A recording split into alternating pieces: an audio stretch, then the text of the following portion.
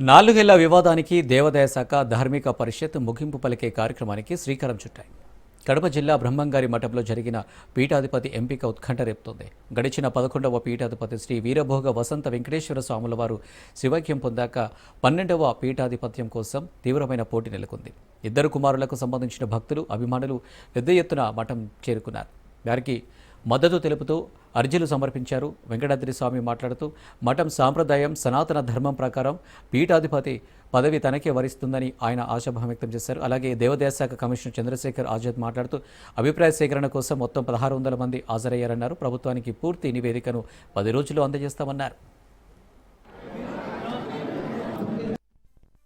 కడప జిల్లా కందిమల్లాయపల్లెలో భూత భవిష్యత్ వర్తమాన కాలజ్ఞాన సృష్టికర్త జగద్గురు శ్రీ మధ్యురాట్ పోతులూరు వీరబ్రహ్మేంద్ర స్వాముల వారి మఠం రాజయోగ గృహస్థ ధర్మం.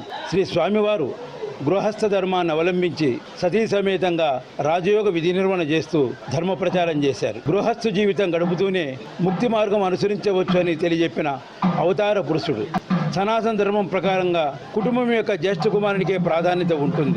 పూర్వం నుండి వస్తున్న సాంప్రదాయం, ఆచార వ్యవహారాల ప్రకారంగా మఠాలైనా, పీఠాలైనా, మందిరాలలోనైనా మొదటి ప్రాధాన్యత జ్యేష్ఠ కుమారుడికే ఉంటుంది. నన్ను ఒక ఆథరైజ్డ్ ఆఫీసర్ కింద సేమ్ సాంప్రదాయం ఉన్న మఠాధిపతులతోనూ, భక్తులతోనూ, వారి యొక్క శిష్యులతోనూ ఒక మీటింగ్ లాంటి నిర్వహించి వారి నుండి అభిప్రాయాలు సేకరించి వాటిని నాకు పంపండి అని చెప్పి ధార్మిక పరిషత్ వారు నన్ను ఆదేశించున్నారు. ఆ ప్రాప్తికే ఈ రోజున ఇక్కడ మరి పెద్దగా బాగా వైడ్ పబ్లిసిటీ చేసి మరి ఈ రోజున భక్తులతోనూ, శిష్యులతోనూ, మఠాధిపతులతోనూ అంతా కూడా మరి మీటింగ్ నిర్వహించి వారి యొక్క అభిప్రాయాలు లిఖితపూర్వకంగాను, ఓరల్ గాను కూడా రికార్డ్ జరిగింది. అదే రకంగా అప్లికెంట్స్ ఎవరైతే ఉన్నారో 3 ఉన్నారు మనకి ప్రధానంగా. ఆ అప్లికెంట్స్ అందరూ కూడా వాళ్ళని కూడా పిలిపించి వేదిక మీద వాళ్ళ యొక్క క్రెడెన్షియల్స్ ఏవైతే ఉన్నాయో అవన్నీ కూడా భక్తులకి నేరుగా చెప్పమని కూడా వాళ్ళంతా రిక్వెస్ట్ చేయడం జరిగింది. వారు కూడా అంతా కూడా పార్టిసిపేట్ చేస్తున్నారు. దగ్గర ఏంటంటే మనకి ఇప్పుడు 1600 నుంచి 1700 వరకు అప్లికేషన్ దగ్గర మనకు వచ్చినాయి. దగ్గర అవన్నీ కూడా ప్రింటెడ్గా ఎక్కువ ఉన్నాయి అనమాట. యాక్చువల్గా అవన్నీ కూడా సెపరేట్ చేసుకొని మీకు అంతా కూడా ఎవరెవరు ఏ అభిప్రాయం చెప్తున్నారు అనే దాని మీద చూసుకొని భక్తులు 100 మంది వచ్చారా, 1000 మంది వచ్చారా, శక్తి ఉన్న వాళ్ళు ఎక్కువ మంది తీసుకొచ్చారా అలా అని కాకుండా